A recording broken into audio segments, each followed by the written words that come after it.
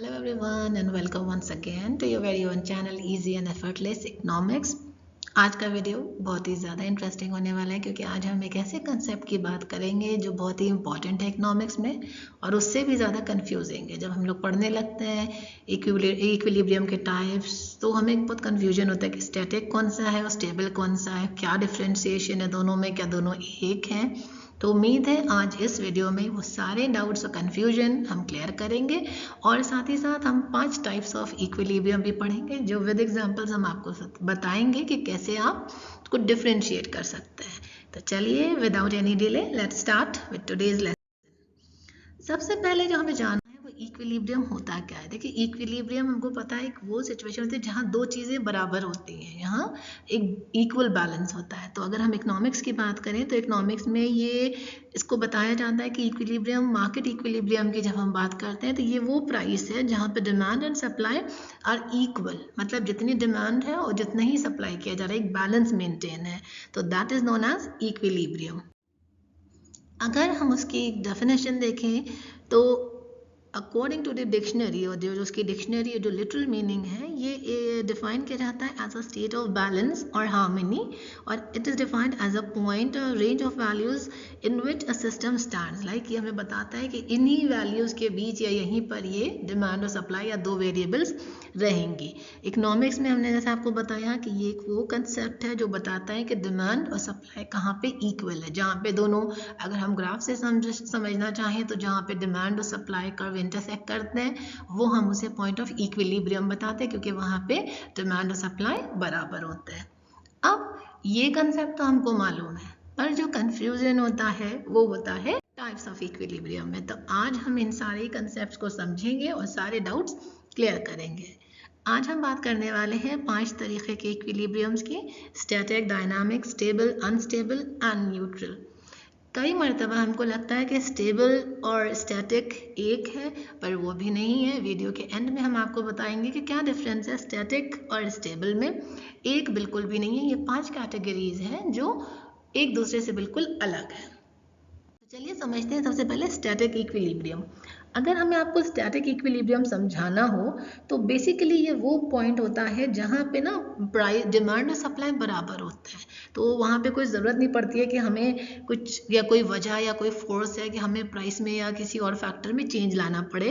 तो प्रोफेसर मेहता ने क्या डिफाइन किया है, static equilibrium is what keeps up with itself outside the time frame viable. It is a charming state that each firm's industry factor or individual needs to attain। देखिए ये वो situation होती है जिसमें हर इंडस्ट्री और हर factor रहना चाहता है, क्योंकि यहाँ पे कोई प्रेशर नहीं होता है। प्रेशर क्यों नहीं होता है? क्योंकि डिमांड और सप्लाई जो होती है वो बराबर होती है। अगर हमें स्टैटिक को समझना हो तो एक एग्जाम्पल के थ्रू समझते हैं कि सपोज किसी प्रोडक्ट की सप्लाई और demand are equal at a given point in time, मतलब एक किसी भी पॉइंट ऑफ टाइम पे दोनों बराबर हैं, तो इसका मतलब it is resulting in a stable market. तो इस वक्त क्या होगा, यहाँ पे इक्विलिब्रियम है और यहाँ पे कोई ज़रूरत ही नहीं है कि प्राइस में चेंज लाना पड़े, क्योंकि जो भी एग्जिस्टिंग प्राइस है उस पर डिमांड हो रही है उस प्रोडक्ट की, तो वहाँ पे कोई प्रेशर नहीं। So it's an easy going equilibrium. तभी यहाँ कहा गया कि ये चार्मिंग स्टेट है जहाँ पे सारे फर्म्स और फैक्टर्स स्टे करना चाहते हैं। तो ये हुआ कंसेप्ट स्टैटिक का। अब बात करते हैं डायनामिक की। ये डायनामिक इक्विलिब्रियम क्या होता है, तो इसमें क्या होता है कि थोड़ा सा फैक्टर्स का इन्फ्लुएंस होता है, थोड़ा सा मतलब फैक्टर्स का प्रेशर होता है। स्टैटिक में तो कोई प्रेशर नहीं था, लेकिन यहाँ पे थोड़ा सा प्रेशर होता है। तो चलिए पहले इसको देखते हैं क्या बताया गया है। Here, in this classification, prices, innovation, wages, states, and different elements go through steady change, and this is unsetting influence of decent time of an equilibrium state। इसका मतलब यहाँ पे जो है फैक्टर्स में चेंज आता है, और ये चेंज क्यों आता है? Just because of time. उस वक्त वहाँ पे या तो मार्केट में इक्विलिब्रियम नहीं होगा, या कुछ ऐसे फैक्टर्स होंगे जो इन्फ्लुएंस कर रहे होंगे कि या तो प्राइस को हमें बढ़ाना है या क्या करना है। इसको समझने के लिए बात करते हैं एक ऐसे टाइम की, एक ऐसी मार्केट की, जॉब मार्केट की बात करते हैं कि जहाँ पे एक टेक्नोलॉजी सेक्टर है। तो उसमें क्या हो रहा है कि टेक रिलेटेड स्किल्स जो है वो राइज कर रहे हैं। उनके राइज होने से क्या होगा, वेजेस भी राइज होंगे। तो अब जब भाई देखो टेक्नोलॉजी जब ग्रो कर रही है तो लोग अट्रैक्ट होंगे उसकी तरफ कि हमारे पास भी ये स्किल्स होना चाहिए। तो जब उसमें अट्रैक्ट होंगे तो इंडिविजुअल्स क्या करेंगे, वो भी चाहेंगे, जिन लोगों के पास वो स्किल्स नहीं है वो चाहेंगे हमें भी ये स्किल्स हम अटेन कर ले। तो ये जो है मार्केट में एक डायनामिज्म क्रिएट करता है। Dynamic means which is subject to changes. तो अगर टेक्नोलॉजी मार्केट है और नई टेक्निक आ रही है, जैसे आपने देखा होगा AI, हर आदमी AI सीखना चाह रहा है, उसके बारे में जानना चाह रहा है, क्योंकि ग्रोइंग मार्केट है, बिग डेटा, तो ये सब क्या है, लोग वो स्किल्स अप्लाई करना चाह रहे हैं ताकि हम भी उस मार्केट में सर्वाइव कर सके। तो ये होता है आपका डायनामिक इक्विलिब्रियम। अब अगर हम बात करें स्टेबल इक्विलिब्रियम की, ये कौन सा इक्विलिब्रियम होता है, पहले इसको समझते हैं। It is this is a state which is called stable equilibrium. इसमें क्या होता है, it encounter disturbances on which it depends and it then at that point resume to its initial position. इसमें क्या होता है कि वक्ती चेंज आता है। स्टैटिक और स्टेबल में यही फर्क होता है। स्टैटिक में क्या होता है कि मार्केट जो होती है वो उसमें कोई प्राइस में चेंज नहीं आता है। इसमें क्या होता है स्टैटिक, अगर हम बात करें स्टेबल में, तो इसमें for the time being, suppose अगर प्राइस में चेंज आ रहा है तो थोड़े वक्त के बाद, थोड़े ही टाइम के बाद वो जो प्राइस या जो चेंज है वो नॉर्मल हो जाएगा, वो अपनी ओरिजिनल पोजीशन पे वापस आ जाता है। स्टेबल में यही होता है कि वो अपनी ओरिजिनल पोजीशन पे वापस आ जाता है अगर चेंज भी हो रहा है उसके प्राइस में या किसी और फैक्टर में। तो इसको समझने के लिए एक बात समझते हैं कम्पिटिटिव मार्केट की, जहाँ पे price of a goods is determined by the intersection of demand and supply. ठीक है, तो अगर मार्केट डिस्टर्बेंसेस की वजह से all of a sudden there is a temporary increase in demand, भाई अब डिमांड में इंक्रीज हुआ and this might lead to temporary increase in price. तो ये इस मार्केट की या इस वक्त की सिचुएशन ऐसी है कि प्राइस, डिमांड बढ़ रही है तो प्राइस जो है बढ़ा दिया गया, पर दैट डज नॉट मीन कि वो परमानेंटली बढ़ जाएगा। थोड़े वक्त के बाद जब मार्केट सिचुएशन, थोड़ा डिमांड कम होगी या चीज़ें बेहतर होंगी या प्रॉपर इक्विलिब्रियम आएगा, वो अपनी नॉर्मल प्राइस पे वापस आ जाएगा। तो ये होता है आपका स्टेबल इक्विलिब्रियम, मतलब वो अपनी स्टेबिलिटी बनाए रखता है। स्टेबिलिटी मतलब कंसिस्टेंसी। अब हम बात करते हैं अनस्टेबल इक्विलिब्रियम की। देखते हैं अनस्टेबल इक्विलिब्रियम क्या बताता है। अनस्टेबल इक्विलिब्रियम ये बताता है कि अगर किसी फैक्टर में कोई ज़रा सा भी चेंज आता है तो सारे जो लोग हैं वो उसकी तरफ अट्रैक्ट होने लगते हैं, उस फैक्टर को या उस चीज़ को अक्वायर करना चाहते हैं कि नहीं नहीं हमको भी ये चीज़ सीखना है, हमको भी ये चीज़ आना चाहिए ताकि we can be a part of the market, तो हम भी उस मार्केट में सर्वाइव कर सकें। तो पहले इसको समझते हैं, फिर आपको एक एग्जाम्पल भी देंगे।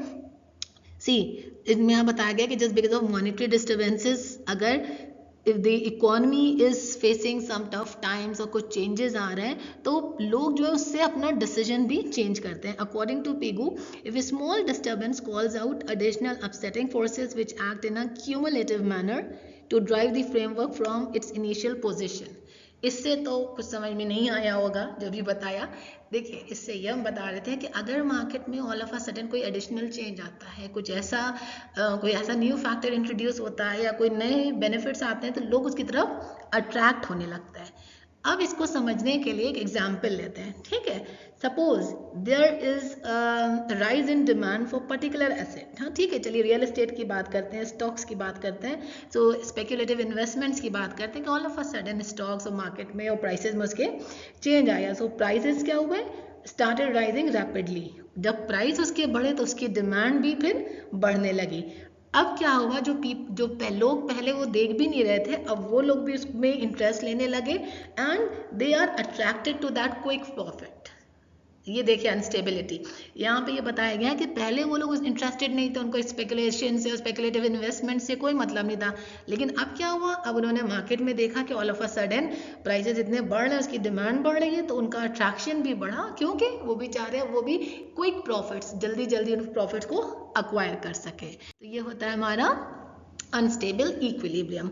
अब लास्ट कैटेगरी की बात करें, वो है हमारा neutral equilibrium. Neutral means which is neither this side nor that side।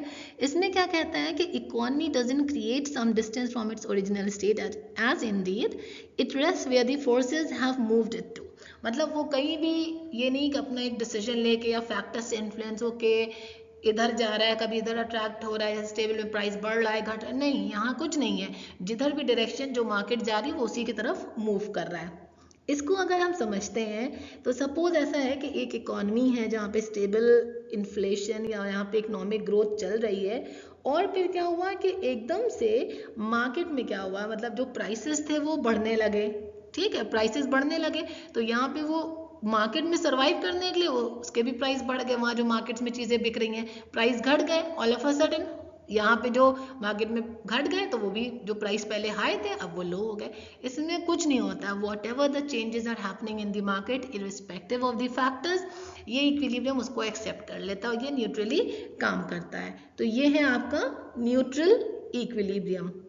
और जैसे ही हमने आपको एकदम बिगनिंग में बताया था कि स्टैटिक और स्टेबल कभी कंफ्यूज मत करिएगा कि दोनों एक हैं या सिमिलर है, एक नहीं है, डिफरेंस है। अगर हम बात करते हैं स्टैटिक की तो स्टैटिक इक्विलिब्रियम वो सिचुएशन होती है जहाँ पे कुछ इकोनॉमिक वेरिएबल्स आज are at a constant state over time, मतलब वो एक स्टेट में रहते हैं, वो उनकी एक लेवल है कि वो यहीं पे रहेंगे। और स्टेबल में क्या होता है, it refers to a condition where a system tends to return to its original state after a disturbance, मतलब एक वक्ती उसमें चेंज आता है, वो ए लेवल से बी लेवल तक मूव किया बट डज नॉट मीन कि वो वहीं पे परमानेंटली रहेगा। तो ये है 5 टाइप्स ऑफ इक्विलिब्रियम। इक्विलिब्रियम होता क्या है, उसके टाइप्स क्या हैं, तो ये एक बेसिक कंसेप्ट है।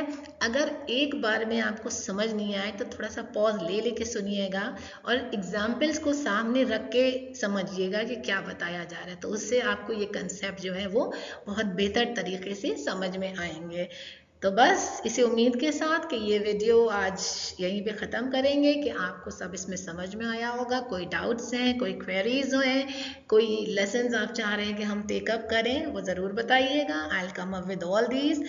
So that's what I did from my side. Thank you everyone. Stay blessed. Keep smiling. Keep studying.